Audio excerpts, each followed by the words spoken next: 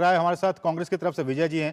विजय जी, आप लोग क्यों इस फैसले का स्वागत नहीं कर रहे हैं, जबकि बीजेपी कह रही है कि 1967 तक तो एक ही साथ देश में चुनाव हो रहे थे, राज्यों के लिए भी और केंद्र के लिए भी। अब आपको क्या दिक्कत है?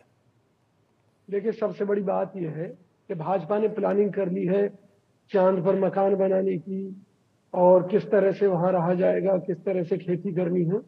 लेकिन चांद पर जाने तक का सिस्टम क्या होना चाहिए, कैसे होना चाहिए, और विपक्षी दलों की इसमें क्या भूमिका रहनी चाहिए, उनसे क्या सलाह मशवरा होना चाहिए, वैसी कोई तैयारी बीजेपी ने नहीं, इसमें सरकार सरकार ने ने। कहा है कि हम तमाम जो स्टेक होल्डर्स हैं, तमाम जो पॉलिटिकल पार्टीज हैं, उनके साथ हम सलाह मशविरा करेंगे।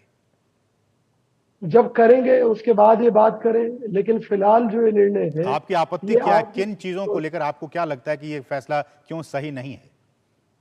देखिए, मान लीजिए हमने एक चुनाव, एक व्यवस्था कर ली, और कोई तानाशाह पार्टी भाजपा की तरह अगर चुनाव में गड़बड़ कर देती है, तो फिर से 5 साल अधिकृत रूप से उन्हें एक बार में ही नीचे से लेकर प्रत्येक चुनाव में जीतने का अधिकार मिल जाएगा।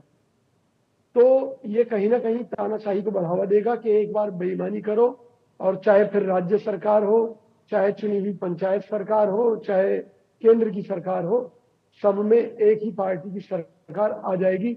एक शिव बार की गड़बड़ और शिवम बेईमानी जी, से। आपको विजय जी, आप क्या क्या पूछना चाह रहे हैं, बताइए। जब जब ये बात करते हैं कि एक देश एक चुनाव से देश का खर्चा बचेगा, तो एक चर्चा देश में शुरू होती है कि जो एक रिटायर्ड सांसद 4 4 बार की पेंशन ले रहा है, एक रिटायर विधायक जो है, जो आज विधायक नहीं भी है, वो 5 5 बार की पेंशन ले रहा है, तो ये देश के ऊपर बोझ नहीं है क्या? ठीक क्या है। अगर देश के सांसदों की तनख्वाह घटा दी जाए या उनके भत्ते घटा दिए जाएं, तो क्या इससे देश का पैसा नहीं बचेगा?